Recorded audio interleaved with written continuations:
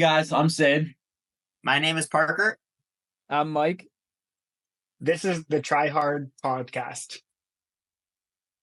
All right, we still got to get a jingle. We're still waiting for Mr. Ari Cloud to come through with the jingle. I can sing if you guys want me to. I think we'll pass on that. But welcome back, everyone, to episode 3 of the Try Hard podcast. As you guys may have heard, we have a very special guest joining us. But before we get into it, quick sponsor plug, kind of. Yes, the Try Hard podcast is now officially sponsored by the one and only Naperville Acupuncture Center. If you are in the Chicagoland area and are looking to get some dry needling or acupuncture done, make sure to check them out. Frank and Angela will take great care of you. I've been going to them almost every week for the past month or so. I know, Sage, you've had some good success there as well. Yeah, I went before too, right after Ironman Florida. It was great. Definitely great for the recovery, and I loved it. Great. All righty, let's get into today's podcast. And I don't know, let's just kick it off. Ryan, want to introduce yourself? Tell us who you are, what you do, and why you are joining us on the Try Hard podcast. Yeah. Hey, guys, I'm Ryan. I participate in triathlons. I wouldn't say I'm good, but I participate and get across the finish line. I'm here because Parker is one of my good friends, and through social media, I met Michael and Cate as well. We're all on the same triathlon team, NVDM coaching, and yeah, just got on here and are having a conversation. Now, it's pretty funny that Ryan is actually the first guest, because when we were thinking of coming up with the Try Hard podcast, I put a poll up on my Instagram story asking my followers if Sade and Mike and I should start the Try Hard podcast, and I received an overwhelming amount of support from all my followers except from one person, Ryan. Ryan, why did you vote no for not starting the Try Hard podcast? Honestly, I don't remember. I think my finger slipped, actually. Yeah, that's what happened. All right, we'll accept that. But yeah, we thought we'd bring Ryan on, have him talk about a little bit of what he does, because Ryan, you're a pretty big social media influencer guy, aren't you? Mm-hmm. I guess you can say that. Yeah. How many followers do you have on Instagram? Like 16,000. So. And what's your most viewed video? Like how many? Yeah. Like 2.1 million or somewhere. Ooh. Yeah. And it's me kind of dressing up like a girl too, so that's great. 2 million people saw me do that, so that really tells you all I need to know about Ryan. Yeah. I thought it was funny. Was that Lucy Charles Barkley one? Or no? It was a David Goggins thing. I think that's why I blew up, because it was around the same time when like Carry the Boats and all that was going viral. I didn't even think about like how those two things were related, but I just posted it at a good time, and yeah, the David Goggins army stormed it and commented like, "Who's gonna carry the boat?" Stuff like that. So that's cool. Now, speaking of social media, that's actually how we met, Ryan, isn't it? Yeah. You want to tell the story? Yeah. So Parker and I did our first Ironman 70.3 together back in May of 2021. We did. Well, I wouldn't say we did it together. We did the same one, but we didn't know each other before it, correct? Yeah, I had no idea who this guy was. And of course, me being obsessed, I was looking through the results. I think I got like 13th in our age group or something, and I saw this guy named Parker gets first and goes like 4 hours and 20 minutes. No, I didn't win my age group. Oh, well, first or second. I don't know. You did good. I don't know. But so pretty much I just followed everybody who placed above me. And Parker followed me back, and then we started DMing, not anything like being like friendly, just like, oh, like nice workout, stuff like that. And then it just kind of evolved from there. And now we're here. So 1 year later, we were rooming together in Texas. So basically, Parker slid in your DMs, and then no, Ryan slid in my DMs. I don't know about that.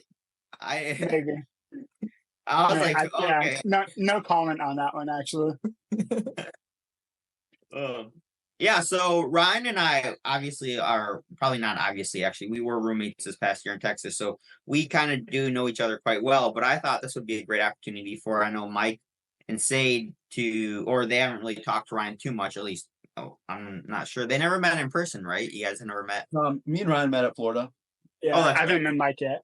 Yeah, I Right. haven't met Ryan, but I just know that we send a lot of interesting DMs, yeah. drills back and forth to each other. Yeah, we're not going to show those, but No.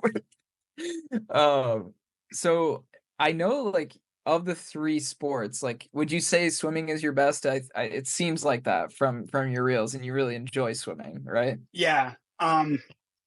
So growing up, I had a like summer league swim team where I went for like a month in the summer. We had practice every single morning. I hated it, but my parents kept me in it. So thankfully they did, looking back on it now. But yeah, Right. grew up doing that. And then I swam in high school just to kind of keep active because football was my main sport.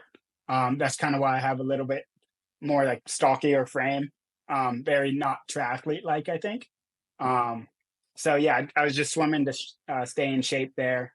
I was a sprinter, so it's not the best for obviously endurance stuff, but making that transition from sprinting to endurance has been an interesting process. But I think it overall gives me a little bit of an edge in the water. Just having that background. I definitely do think it's easier to go from short to long though than from long to short. Yeah, you're right. Maybe I don't know because I'm doing it one, the short to long. So that's why I think it's the hardest. Well, So. yeah, it seems like it's doing well. And so you've done 70.3s, you've done full distance. I know you've done Olympics too. I've seen those on your Instagram. Like, Yeah. of the different distances, what do you think is or what would you say is your favorite so far? I feel like it should be Olympic just because the swim's the longest proportionally. But I don't know, that Ironman swim was a blast. So I'm gonna say Ironman, but it's a close second to the Olympic. And then sprint isn't fun. I don't like them just because they're so hard, and I don't have that 5K speed or endurance yet. So yeah, I'm gonna go 70.3 third and then sprint fourth. Got it. So as you were saying, you do have that swim background. So what made you try and start triathlon? Like, when did you start triathlon? Yeah, so I started it right after I graduated high school because I needed something to fill my time because I was gonna play football in college, but then I got 2 concussions my senior year and was like, maybe I needed, start taking care of my body. And my body was just like kind of aching from all the hits and all the like weightlifting I was doing. So I was like, I need to find something that's gonna be number one, I can do for a long time, and number two, something I've never done before. So biking and swimming, or biking and running, was something I've never really like done, or endurance running, never done that before. So I was like, why not try it? And then I saw a Lionel Sanders YouTube video. It was like a tour of his pain cave in like 2019, and I think that was one of the first videos I saw as well. Yeah, and I was Was like, the indoor this pool? is awesome. Yep, yeah. Yeah, I know exactly what you're talking about. That's that one's a Yeah, so I saw that. I was like, what is this? And then I think I signed up for a sprint later that day. So yeah. So And what was your first race? it was just a local sprint. And I was a freshman in college, first semester. I did it on my mom's road bike. And a Speedo. You have a picture? So I do. I can send it. Send it, and I'll see if I can edit it into the podcast. That's really Okay. fun. Yeah. Awesome. Yeah, and yeah, it definitely sucked. I mean, I didn't like know what I was doing for training. I think the longest bike ride I did for it was like 10 miles. At like my college gym. So it wasn't even on like the real bike. But yeah, just fell in love with how hard it was and was like, man, I'm so bad at this. And yeah, it's been history ever since. And now, did you hear of NVDM through me, or how did you know? Nick Bear, for sure. Bear. Nick Bear, yeah. And who's your coach is Alice, right? Alice is my coach, yes. Yeah, Alice Alberts. The pro. The one and only. Well, yeah, well, she's the only coach that's coach and pro. Yeah. Mm-hmm. Parker, you need to take your pro card so that way all your athletes can say, yeah, my coach is a pro. Once I learn to swim. I don't want to have to time travel the whole Ironman myself. That just doesn't seem like fun. So Ryan, when did you choose to start making content for triathlon? Like, were you making content for other things before that and then into triathlon, or did you just start out with like focusing on triathlon type content? Yeah, so growing up, like, I feel like it's pretty universal boy experience to like upload like videos of like you like jumping off like something, or like just like more like outdoorsy stuff like Nerf battles or airsoft. So grew up kind of doing that, and obviously like the videos were terrible, but that's kind of like what started my kind of creative outlet, I guess. And then once I got into triathlon, I was like, okay, like I want something to kind of document my progress and training over time. So I started the Instagram page. Originally, I started it as like a training log. So kind of my first 3 years, so from 2019 to 2022, I just was posting like what workouts I was doing and how I felt. And then that was kind of around the time like reels were starting to get a little bit more popular. And I was like, okay, like this looks kind of fun. Like I've seen like a few funny reels. Like I think I can do like some of this. I've been doing the sport for, over a year and a half at that point. So I had some experience with it and what kind of was like funny in my opinion, and just kind of mixing in my sense of humor with the videos. I've just been doing that for ever since like summer 2022 now. So almost a year and a half, which is weird, but nice. Yeah, I mean, I know you guys have probably all seen the videos, but I think they're funny and I think they're pretty relatable. So no, I think they're Thank great. you. So like speaking of that, like how do you like come up with all the ideas? Like so I think some of them are like super like I know there's some like you follow trends of like other like yeah, but some of them are like also like super original and super funny. So like how do you come up with all those ideas? Yeah, honestly, like it's kind of random. Sometimes I'm like thinking like hard about it, and then other times like I'll be on the bike and then I'll be like just like thinking of something random, and then like an idea will pop in my mind, and I'm like, okay, that's like noted. I have like a notes page on my phone where I just like have some ideas written down, and normally they just go in there, and film it at a later time. And what is one, so if you're talking to someone that wants to, get started on social media, wants to grow their following, whatever it may be, what's something that you have found that has helped you grow your social media content, whether that be, posting daily, making content? What is something that you found that has helped boost your following? Yeah, I'd say staying true to yourself, as cheesy as that sounds, but like I can tell whenever people are just trying to like follow trends and not really, putting themselves out there as much as I would be. So yeah, just staying true to yourself and also not caring too much about what other people think. Like when I first started creating content, I guess, my profile was shared, like somebody sent me a screenshot, like there's like a bunch of like group chats at my college, like kind of just like bashing me. I was like, okay, so that wasn't cool, but I think that was a big kind of slap in the face, tell me like, hey, like I don't care about these people at all, like it doesn't matter what they say, if it's making me happy, I'm going to post it. So yeah, good advice. Thanks. That's true, and not just social media, but in life as well. Yeah, here you go. Look at all that interesting stuff you're looking on the Try podcast. How did you end up going down to Austin and living with Parker for a while? Oh man. How did that happen? Yeah. I mean, so 2022, I I wasn't I don't know.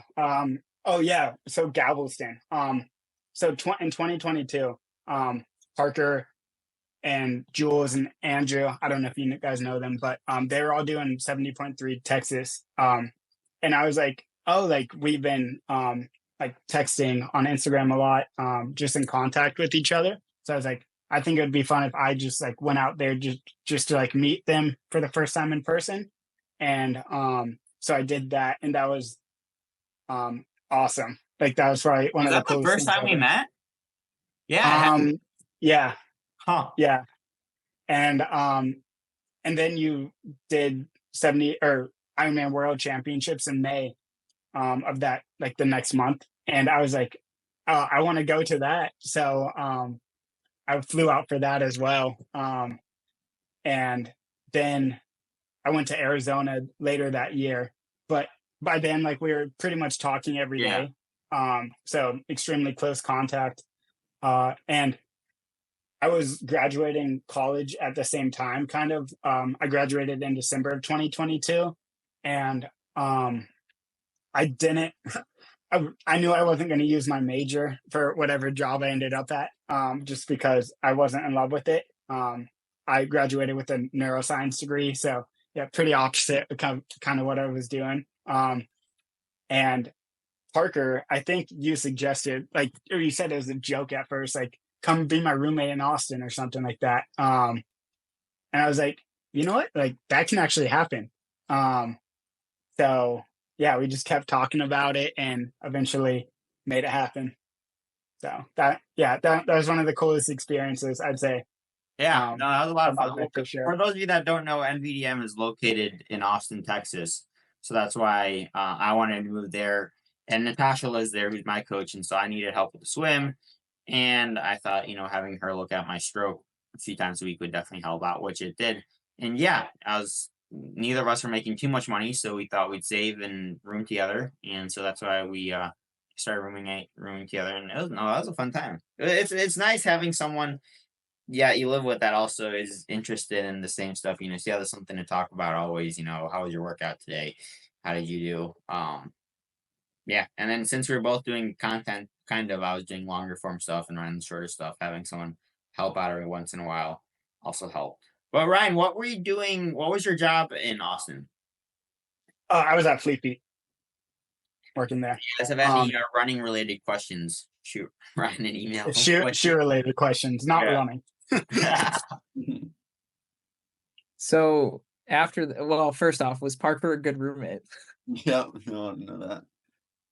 No, he was. I mean, obviously, I feel like both of us like weren't like the cleanest starting off. So we had a few kind of just getting used to each other. And you have to remember, like, we'd met each other in person like maybe 4 times before like actually moving in together.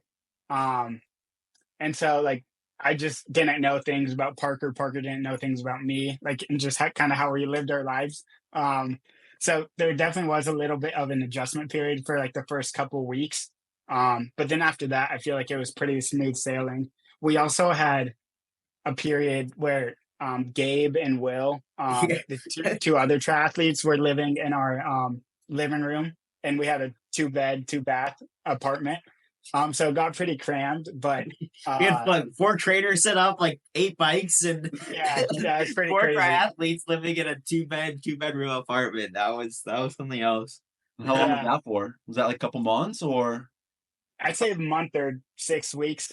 I think with all of them at one time, it was probably about a month at most. But I think it was a bit longer. And Will was staying there for a bit longer at some points, and Gabe. It was probably close to 2 months where there was at least 3 people. Probably 1 month with yeah. But we're all still friends somehow. So it all worked out. Yeah, we're still all talking to each other, which is always good. Yeah, it was always nice because I was the only one who had like a real job where I had to like show up somewhere. So I would just like go and escape for like half or most of the day. So that was good to get me out, get me out of the house a little bit. But You'd come back and Parker would be on his like 13th gel of the day and yeah, 20th banana. dude, you Got it don't worked even out. know. I think that was my biggest slap in the face of living there was how much Parker actually trains. Because people like, when you say you do like Ironman stuff like that, people are like, oh, like you're insane for doing that. Like you must train so much. But I now compare myself to how much Parker trains. I'm like, oh, like it's not like nothing. Like I was like, I barely even train compared to what Parker does. So yeah, if you ever want to feel bad about yourself, just go look at Parker's Strava stats and be like, oh, great. Yeah, but seeing that in person was pretty special, I'd say, for sure. Feel honored. So after that, you went to, was it San Francisco to work Sacramento. for Sacramento? Okay, so you went to Sacramento. You were working for Fleet Feet Corporate. Yeah. Okay. And then you now left there and you're going to flight school. Yeah. So I'm back in Georgia for a little bit. Nice. So flight school, right? Flight school? Yeah, flight school. All right, and then we final. And, yeah, that starts I'm planning on starting it in June. So right after my 70.3. I'm doing 70.3 Chattanooga. Ooh, nice. If any of you guys watching are doing it, DM me on Instagram. We can meet up or something. Do you have any airline companies that you want to work for? Delta. I'd work for anybody, but Delta is definitely the goal. My mom's a flight attendant for Delta, so or that's actually how my parents met. My dad was a airline mechanic for Delta as well. So nice. Yeah, maybe Delta blood right here. Maybe you can get Delta to be the second sponsor of the Try Hard podcast. Oh, yeah. Let me ask my mom and see what she can do. Free flights. Sweet. Well, yeah. Speaking of races and upcoming races, what else? You're doing Chattanooga, and then you have another big one coming up at the end of the year, right? Yeah. So kind of I split my year into kind of 2 seasons. So 70.3 Chattanooga's. That one's May 19th. So that one's going to be like my A race of part 1 of my season. And then I'm doing Ironman California. That's in Sacramento. I spectated it last year and I was like, okay, I have to do it now that I spectated it. That one's in late October. So that's going to be kind of the end of my season. So we can expect a 30-minute swim from you in Ironman. Dude, hopefully. Yeah. Those swim times are insane. 30, it's a float. Yeah. So, honestly, that's not good for me, but, I hope my goal there is definitely sub 10, with that swim. So hopefully I can make that happen there. And what did you go to Ironman Florida? I went 10:21. So nice. I think with that swim, cut off, it's definitely in the cards. Maybe if you don't spend 3 minutes going down the finisher chute. Send that video over and I'll see if I can get that in here. My skipping. That was the best moment of my life. Say how did you feel going down? You crossed the finish line at Florida, right? Is that what you're talking about? Yeah. Yeah. That's a great video. That was really good. You. Yeah. Yeah. Crossing Florida was awesome. I agree. I don't know. I thought I was gonna be honestly, I thought I was gonna be more emotional crossing the finish line because I was super emotional during my first marathon finish. But it was just such a long day that it just kind of hit me out of nowhere, and it was such a great feeling. It's but then as soon as I finished, I was like, oh my god, I can do better than this, and I was just right. I was already thinking about his next workout. I was just oh, I need to keep doing. It was right after the finish line, I was like, oh, I'm totally hooked on this. I can't just do one. I'm gonna keep doing this for a while. So that's the main thing I remember. Just loving it and just wanting to do more. Nice. Yeah. Parker, sorry, go ahead, Ryan. No, I was gonna say I think I definitely enjoyed it. I was not thinking about the next one at all. I was just trying to live in the moment for sure. Yeah, actually. Well, Mike, you haven't finished a full, or have you? No, Not yet. I'm just a half kind of guy. Well, I remember. Yeah, Not I yet. remember the experience. I still remember the first ever Ironman I did, Ironman Waco. The experience I had crossing that finish line, I still have yet to experience that type of emotion, those type of emotions. It was truly, especially since that race, everything went perfect for me. Like I couldn't have asked for a better first Ironman. I won my age group. I think I won like 920.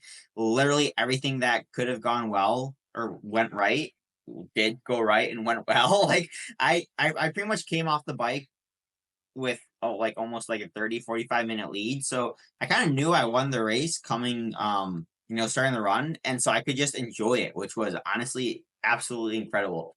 And yeah, especially when you work so hard for something and then having it all come together in one day, it's amazing. But then you also have to remember that on the day when you work so hard and it doesn't all come together, because I've had those as well. And yeah, they're not as fun as those other days. So yeah, you just gotta, when those good days come, you gotta take it, appreciate it, but you can't let the highs get you too high and the lows get you too low. That's definitely something I learned in the sport. Well said. Uh, Well said. I was gonna ask you guys, like, I know that Sade felt like he was looking forward to the next one, but have you guys always felt that way when you cross the finish line, looking forward to the next race? I can personally say that I haven't, but Sometimes it takes some time, I think. Yeah, but I know like it's and in training as well. Sometimes after a workout or something, I already know like, oh, I can't wait to go get at it again tomorrow. But some days where it's like I just look at my bike and I'm like, no, it's not happening. So I think you kind of got to ride the roller coaster. Yeah, I'd say for me, it was like a week. Or it took like kind of after Ironman Florida for that motivation to come back. But then once it did, I was like, sick, let's go. Yeah, like you were saying, Parker, like the highs and the lows, like sometimes even though having a bad race, sometimes I've had my fair share of them.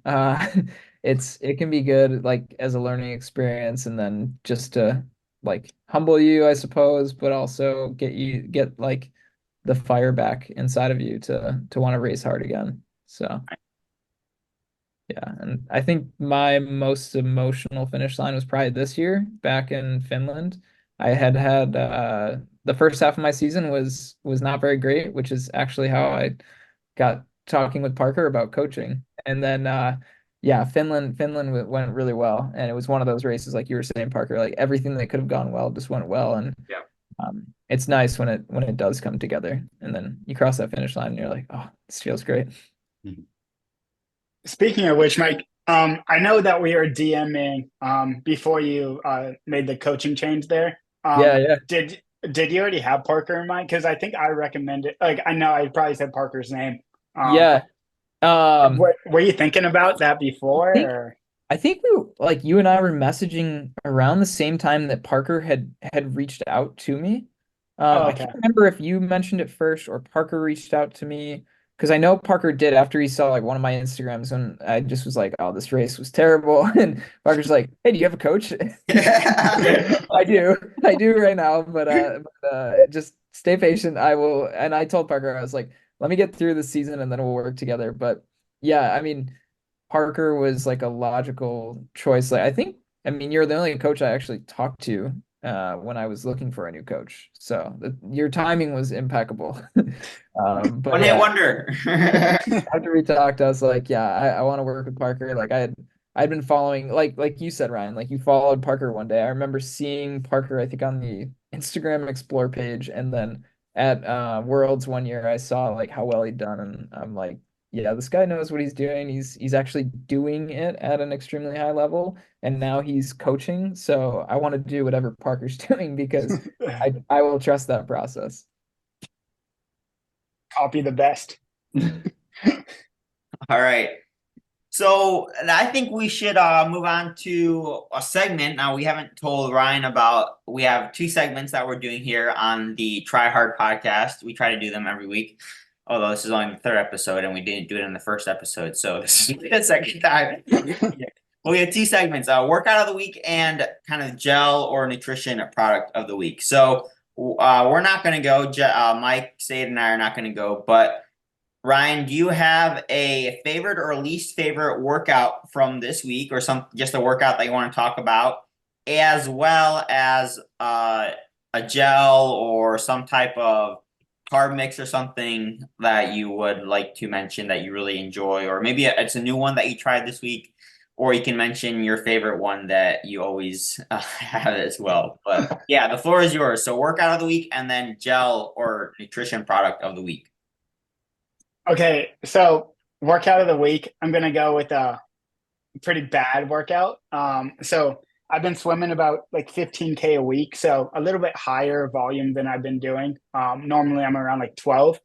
And Alice challenged me with this set she did.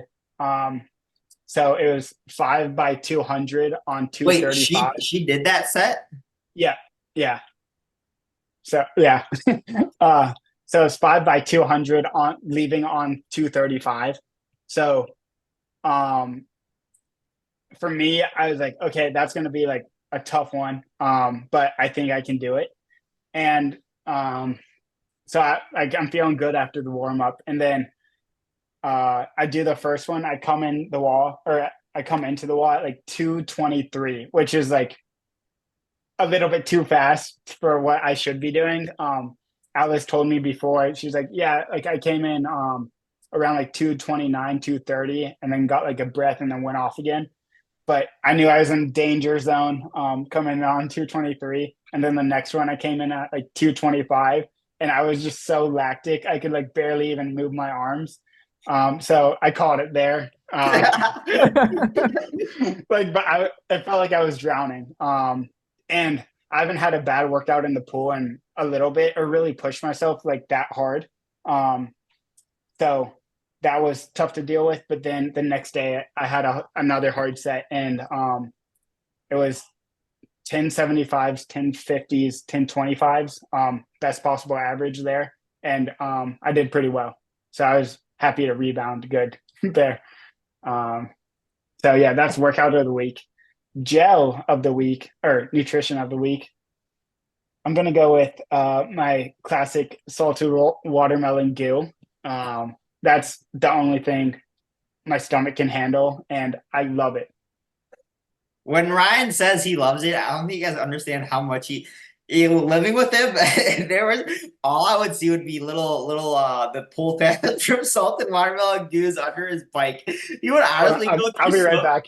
Oh my god, I don't understand how he doesn't get flavor fatigue. Like even someone like me, like if I find something, I'll have it a few times. But yeah, just like look at that's.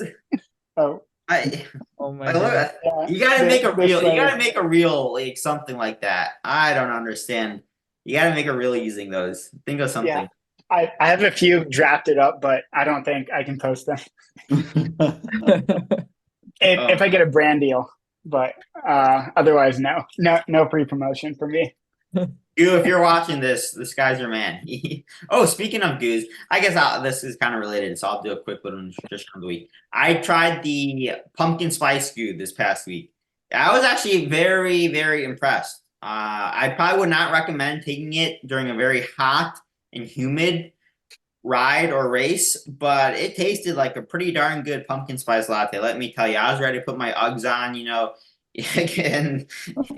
yeah, it was a good one. If you guys like Uggs, check it out. Huh? You have Uggs? No, I don't actually. Actually, no, I have Ugg slippers. I have Ugg slippers. I know you have slippers because I remember you slide your feet across the floor and make a really loud noise. when we lived together, that was my biggest pet peeve. He'd never like pick up his feet. My dad he's saving that leg turnover for the run, man. Yeah. That's what happens when you bike 18 hours a week. just not picking up his legs. What was my biggest, not red flag, but what was something I did that bothered you so I can learn from it? I don't know. You were actually, yeah.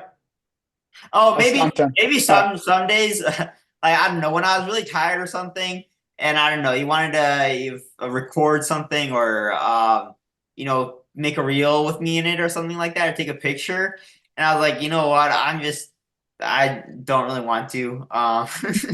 Okay, that's valid. Maybe that, yeah. But honestly, I don't know. Mm.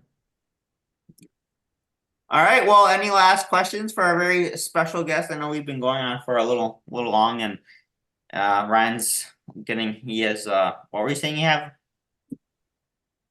Someone said they had something before they were recording on this podcast. I don't know what it was, but Oh, dinner. dinner. That's there we go. Chicken and rice. Ryan has dinner coming up, and yeah, it's about my bedtime. So, any Ryan, last questions? do you have like a specific goal for Chattanooga? Like That's a time great question to goal end or on. just Or like, California, Yeah. or California. oh yeah, that too. So Chattanooga, I think my stretch goal is sub 430. That would be a number that I'd be really happy with. Nice. And I think if I have a really good day, I can do it. For California, sub 10 for sure. Anything under that more is money in the bank. So Good. Well, best of luck to you on it. thank you. I know your swim times are gonna get you there, and I don't see your bikes that much, but I do see your running, and I know that your Because running they is don't exist. faster too. What did Yeah, you say? sorry. No, I'm kidding. Parker said? Oh. Nothing. They do exist. I just can't handle a lot of volume because I get injured for whatever reason. So I'm working on it though. Don't worry. Good stuff. All right. Well, there you guys go. The third episode of the Try Hard podcast. Maybe after Chattanooga, we'll bring Ryan back on and see if he was able to accomplish his goals. But Do you guys think I'll do it? I think so. I think so. Yeah. Okay. I Thanks. think both are achievable. Yeah. Yeah. Yeah. If you said no, I definitely would have just blocked you right now on Instagram. So I'm kidding. Kind of. As long as you got your salted watermelon goose, Ryan, you can do anything. Thank you. Yeah. There you go. All right. Hope you guys enjoyed this one. Big thanks to Ryan for joining us. Make sure to hit that follow, subscribe button so you don't miss out on more very exciting and entertaining episodes of the Try Hard podcast. And we'll catch you back here next week, hopefully. All right. See you guys later. See you guys. Thank you guys for having me. Thanks for coming on, Ryan.